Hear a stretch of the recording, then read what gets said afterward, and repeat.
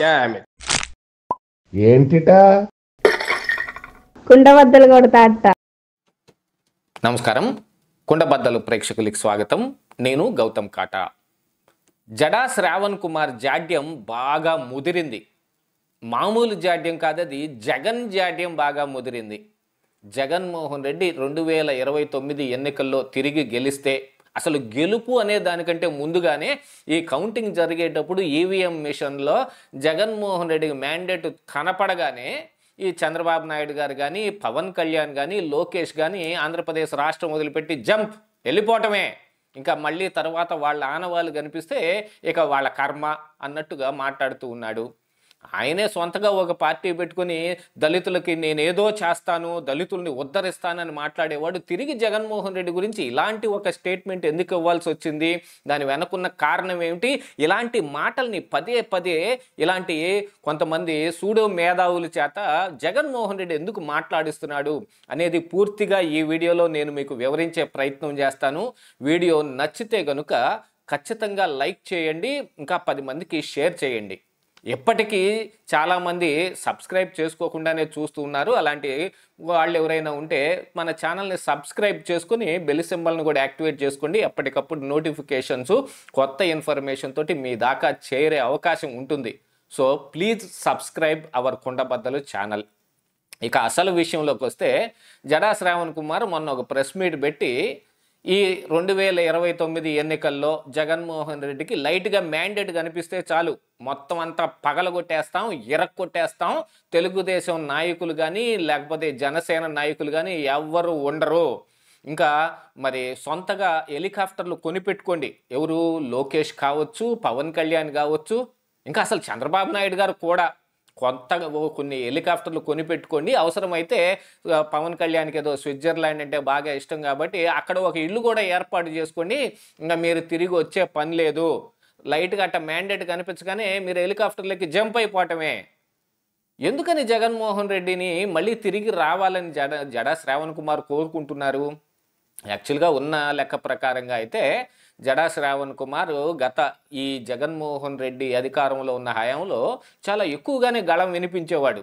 కాకపోతే ఎన్నికలు చివరికి వచ్చే సమయానికి మరి ఆయన కూడా జై భీమ్రావు పార్టీ అని, ఆయనకైతే ఇది కొత్తగా పెట్టిన పార్టీ ఏం కాదు, అంతకుముందు ఒక పార్టీ, దానికి ముందు ఒక పార్టీ, ముందడుగు పార్టీ, ఇట్లాంటి చాలా వ్యవహారాలు ఉన్నాయి ఆయనకి. అసలు 2014-19 మధ్యలో అయితే చంద్రబాబు నాయుడు గారి మీద కూడా కోర్టు దాకా కేసులకు వెళ్ళి ఆ తర్వాత ఆయనే విత్డ్రా చేసుకొని వచ్చి, కాకపోతే మాట్లాడుతూ ఉన్నారు కాబట్టి మరి కొంత ఒక సెక్షన్ ఆఫ్ మీడియా ఆయన కూడా బాగా ఎంకరేజ్ చేసింది. ప్రతిరోజు ఏదో ఒక టీవీలో కనిపిస్తూ ఉండేటప్పటికీ బాగా ముదిరింది, పీచు ముదిరింది అన్నట్టుగా తయారైంది.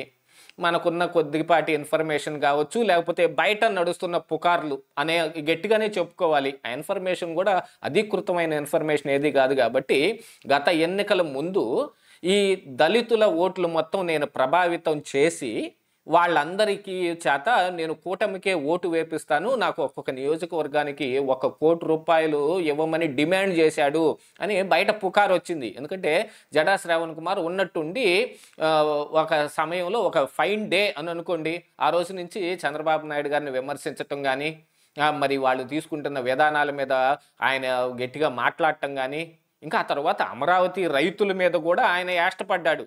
ఆయన ఏదో ఒక అంబేద్కర్ విగ్రహం దగ్గరకు వచ్చి ఏదో ధర్నా చేస్తానంటే ఒక్కళ్ళు రాలేదు, రాకపోగా ఇంకా ఎవరికి వాళ్ళు మీరు వెళ్ళకండి అని మెసేజ్లు ఇచ్చి నన్ను అవమానం చేశారు అంటే అమరావతి రైతులు వచ్చి ఈయన ఇప్పుడు నెత్తి పెట్టుకోవాలనా?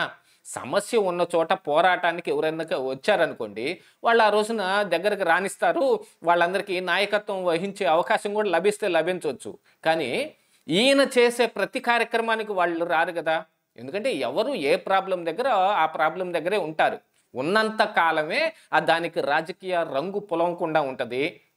ఈయన జై భీమ్రావు పార్టీ అని కొత్తగా ఒకటి పెట్టి వెనక అంబేద్కర్ ఫోటోలు పెట్టుకొని జగన్మోహన్ రెడ్డిని సపోర్ట్ చేస్తూ అసలు నిన్న మాట్లాడిన మాటలైతే ఆయన చెబుతున్నట్టుగా మరి ఇక్కడ అంబేద్కర్ రాజ్యాంగాన్ని ఆయన పాటిస్తూ ఉన్నాడా? ఏదైనా ఒక వైరుపక్షంలో ఉన్న పార్టీ వాళ్ళు మనం గెలిస్తే వాళ్ళు పారిపోవాలని అంటాం ఏమిటి? అలా వెళ్ళకపోతే ఏం చేస్తారు ఇప్పుడు ఇక్కడ వీళ్ళు? తలదీసి మొలేస్తాడా జడా శ్రావణ్ కుమార్? లేకపోతే జగన్మోహన్ రెడ్డి అందరినీ పాతాళంలోకి నెట్టి అక్కడ పురుగులు కప్పల చేత కరిపిస్తాడా? అసలు ఏ రాష్ట్రంలోనైనా సరే ఇంతకుముందు ఇప్పుడున్న బీహారు ఉత్తరప్రదేశ్ కాకపోయినా గతంలో నా చిన్నతనంలో ఉన్నప్పుడు అయితే అక్కడ తుపాకుల రాజ్యమేలే. అలాంటి చోట కూడా ఎవరు మరి పార్టీలు ఊళ్ళు వదిలిపెట్టి వెళ్ళలేదు. ఇదంతా ఒక ఫ్యాక్షన్ సంస్కృతిని మళ్ళీ ఇంజెక్ట్ చేయటానికి ఈ కార్యకర్తలు వీళ్ళు జగన్మోహన్ రెడ్డి పార్టీని అంటిపెట్టుకొని ఉండవలసిన కార్యకర్తలు ఈ రోజున దూరం అవుతూ ఉంటే వాళ్ళందరినీ ఉత్తేజపరచడానికి ఇలాంటి వాళ్ళని, అది కాకుండా న్యూట్రల్ పీపుల్ ఎవరైతే ఉంటే వాళ్ళని ఉత్తేజం చేయడానికి ఇలాంటి వాళ్ళని వాడుకుంటూ ఉంటాడు జగన్మోహన్ రెడ్డి. కానీ వీళ్ళే మనం ఎంతవరకు మాట్లాడాలి, శృతి మించితే మనం ఏమవుతాం అనే ఒక విషయాన్ని చూసుకోకుండా జడా శ్రావణ్ కుమార్ మరి జగన్మోహన్ రెడ్డికి ఆయన మాట్లాడే మాటల్లో నుంచే, ఆయన ఎప్పుడైనా ఎవరినైనా పరామర్శించడానికి వెళ్ళినప్పుడు మాట్లాడతాడు కదా, అధికారులు మొత్తం బట్టలోడ దీపిస్తాను, ఎక్కడున్నా సరే సప్త సముద్రాల అవతలున్నా కూడా ఈడ్చుకొచ్చి మరి మీ తాట తీస్తాను అని చెప్పే మాటల్ని మరొక రూపంలో జడా శ్రావణ్ కుమార్ చెబుతున్నాడు. జగన్ వచ్చాడంటే మామూలుగా ఉండదు. నిజమే, జగన్ తిరిగి మళ్ళీ వచ్చాడంటే మామూలుగా ఉండదు. అందుకని తిరిగి రానివ్వద్దు. మరి అదేగా కావాల్సింది ఇక్కడ. ఆయన వస్తే మామూలుగా ఉండనప్పుడు ఇంక మళ్ళీ ఎందుకు ఆయన మనకి? ఈ విషయాన్ని మనం కూడా ఆలోచించుకోవాలి. కానీ ఈ జడా శ్రావణ్ కుమార్ పరిస్థితి ఏమిటి? అంబేద్కర్ రాజ్యాంగాన్ని పాటిస్తాను, అంబేద్కర్ మాకు దైవంతో సమానం, అంబేద్కర్ చెప్పిన మాటల్ని మేము పాటిస్తాం, మా దళితులు మొత్తాన్ని ఉద్ధరించడానికి నేను పార్టీ పెట్టాను అని అంటే మరి ఈ దళితుల్ని ఏం వదిలిపెట్టాడు జగన్మోహన్ రెడ్డి? మరి అది ఏ రోజైనా గుర్తుకుందా? అంటే గతంలో జగన్మోహన్ రెడ్డి మీద ఈయన పోరాటం చేసే రోజుల్లో ప్రతి ఒక్క అంశాన్ని బాగా స్పృశించేవాడు, దాని గురించి కూలంకషంగా ప్రజలకు కూడా అర్థమయ్యేటట్టు వివరించేవాడు. మరి ఆ వివరణ మొత్తం ఈరోజు ఏమైపోయింది? జగన్మోహన్ రెడ్డికి తాకట్టు పెట్టేశారా? జగన్మోహన్ రెడ్డికి అమ్మేశారా? ఆ రోజు దళితుల మీద జరిగిన దాష్టీకం ఈ రోజుకి ఏమైనా మసిపూసి మారేడుకాయ చేసే ప్రయత్నం చేస్తూ ఉన్నారా?